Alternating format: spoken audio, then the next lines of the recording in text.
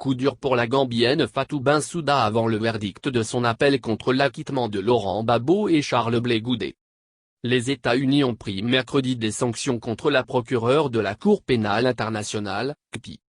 Le secrétaire d'État américain, Mike Pompeo a qualifié l'institution de corrompue.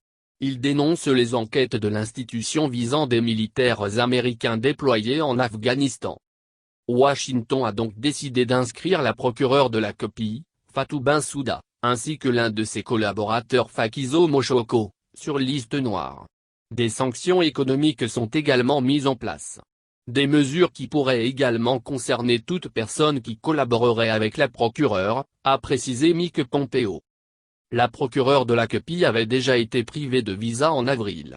Elle et son collaborateur n'auront dorénavant plus accès au système bancaire américain et les biens qu'elle pourrait avoir aux États-Unis seraient donc gelés.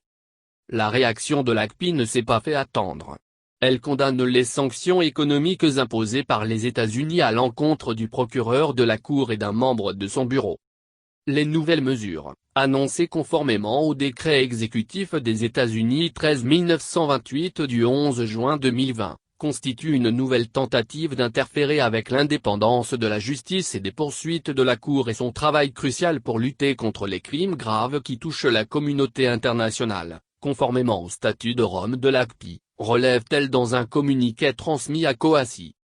Pour la CPI, ces actes coercitifs, dirigés contre une institution judiciaire internationale et ses fonctionnaires, seraient sans précédent et constitueraient de graves attaques contre la Cour, le système de justice pénale internationale du statut de Rome et l'état de droit en général.